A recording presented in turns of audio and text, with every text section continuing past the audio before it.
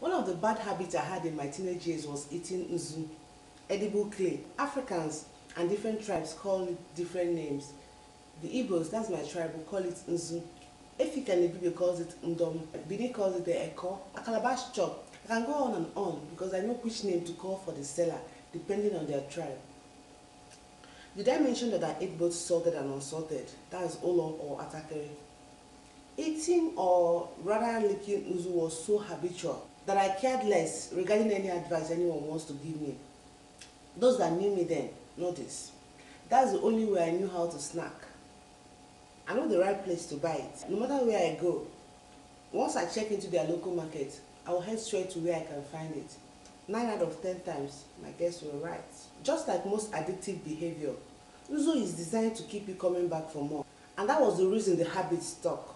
So later on, I discovered the word of self-development, and I acknowledged that this is a bad habit, that I had to get rid of it. But I don't want to let go of the reward that comes with eating the nzu. How else was I going to feel satisfied when it comes to that? The truth is that bad habits provide some type of benefit in your life. You agree with me that this is why simplistic advert like just stop doing it barely works.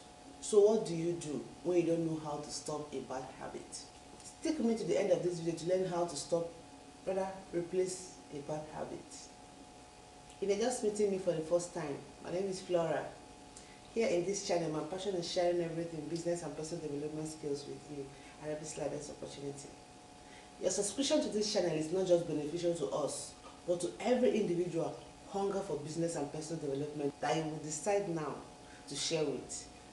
Just click on the subscription and share button below, and don't forget to turn on your notification bell so you'll be the first to know once we upload a video.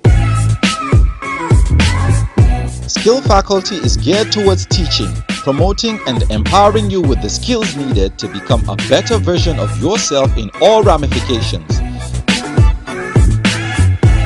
Skill Faculty, we are on the side of skill. I certainly don't have all the answers there is to curb harmful habits, but I'm optimistic you will learn something from what I've learned over the years and my personal experience on how to break a bad habit, rather how to replace a bad habit. Note that it does not matter if it's a good or bad behavior. Any behavior repeated over time signals the brain that it is important, so the brain makes it easier to perform this behavior. The term good and bad habits is arguably incorrect. Foremost, your understanding of good and bad habits will go a long way. When I say good habits in this context, I mean those habits that will pay off in the long run, not just immediately. While bad habits are those habits that will not pay off in the long run. A good example of good habits is exercising. When you're starting off, it might not seem like a good habit, but eventually in the long run, it will pay off. Likewise, not exercising might seem like resting well, but will not be beneficial to your health on the long run. Because in the real sense of it, there is no such thing as good and bad habit, except how it applies to individuals. There are only effective habits. What solution is your habit providing for you? Are we clear now? Okay, let me give another instance. A cigarette smoker smokes because of the immediate relief of stress or boredom, as the case may be. At this stage, it's not a bad habit to him, rather a good habit that helps him get rid of stress and anxiety. It only becomes a bad habit when it compounds and starts affecting his health in the long run. In my opinion, to replace a bad habit, the first step to take is find out why you have bad habits. The first thing you should do is to find out why you have a bad habit in the first place. Recognizing the causes of your bad habit is significant to conquering them. Before we continue, if you're here to watch a video I dedicated to why you have a bad habit, you might consider doing that right after this video so that you will have an in-depth understanding of what I meant. The link will be on the description box below. Because if you don't know why the problem exists, you won't know how to prefer solution. Just like our habit differs, so is the solution. According to James Clear, the author of Atomic Habits, he said that most of your bad habits are caused by two things: stress and boredom.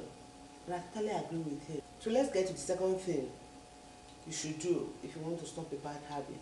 The second one is make it invisible. This is time to stay away from things that lead to the behavior. Where are you when you perform this act? With who?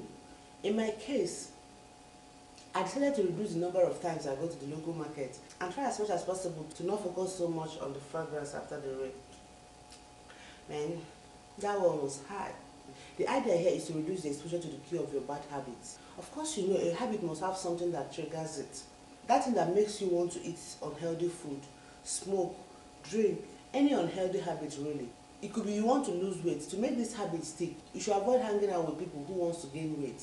The third thing you need to do if you want to stop a bad habit is to do the mind connection and make the habit unattractive. This is where you should research all the negativities surrounding the habit. See yourself living a life without the habit. You cannot get to a place where your mind have not gone to. In my case, I started to think, what if what my mom and husband was saying is true? What if I never get to have my own kids? I went online and googled side effects of licking uzu. I realized that it makes my mouth dirty and sandy at the same time, not forgetting the constant constipation and the possibility of developing pile. I had to convince myself that I can do without it, that I have the willpower. I started seeing myself living a life without the addiction. Instead of saying I want to stop, highlight the benefit of avoiding your bad habits. The key here is to work on your mindset. The fourth thing you need to do if you want to stop a bad habit is keep out of reach. This is similar to what is written at the back of every drug, because they know that once they see it, it makes it easier for them to consume it. So I'm saying the same thing to you. Keep your bad habit out of reach. Make it difficult to perform. If you have a habit of spending countless, meaningless time on social media, why not delete the specific app from your mobile phone so that you only get to visit the app in your laptop or go through the stress of logging in from your browser? Better still, if you get distracted by your phone easily, leave it in another room so you can't physically reach it. Similarly, in my case, I decided to change my route home and also to buy things in bulk, reducing the number of times I go to the local market, thereby making it difficult for me to go all the way just because of uzu. The key here is to keep out of reach so that the behavior will be difficult to perform. The next point to stop a bad habit is be accountable. Get a partner to hold you answerable to your decision to quit. It could be your partner or sibling. I always suggest someone living in the same house with you. Ask the person to watch your behavior. You can go as far as paying when you default. It helps too. In my case, I think it's because I spent so much time working on my mind. I didn't have to get an accountable partner. Plus, I found the substitute appealing. Which leads us to our last but not the least point. The sixth one, that's replace and not stop. How many times have you tried to get rid of that habit that is causing a barrier between you and your goals? I bet it's more than once. Maybe because you're trying to get rid of it 100% immediately. In my case, that's not the solution. Research shows that it's easier to replace a habit than it is trying to stop it completely. That's how I always advise you know why the habit exists in the first place. If you snack unhealthy during work hours, mostly because of stress or boredom, when next you sense the need to snack, you replace it with fruit, any healthy snacks. If you simply try to avoid the snack, you might fall back into the habit when you can't resist the hunger.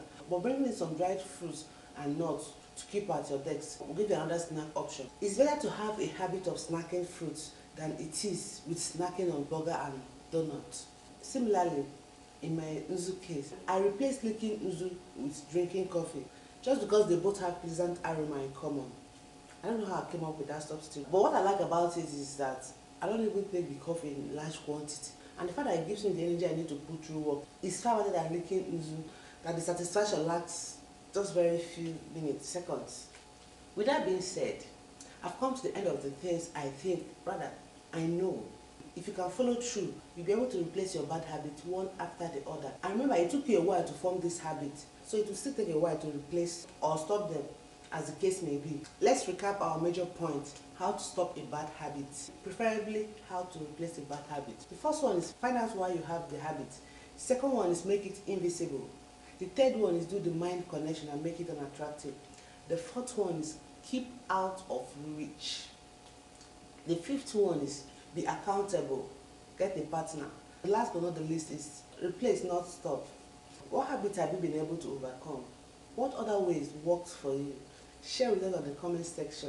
Meanwhile, while preparing for this mini series of habits, I read some books and took some notes too, and I can't wait to share my likes and lessons from the power of habit with you guys on Sunday. And until then, have yourself a very good day ahead.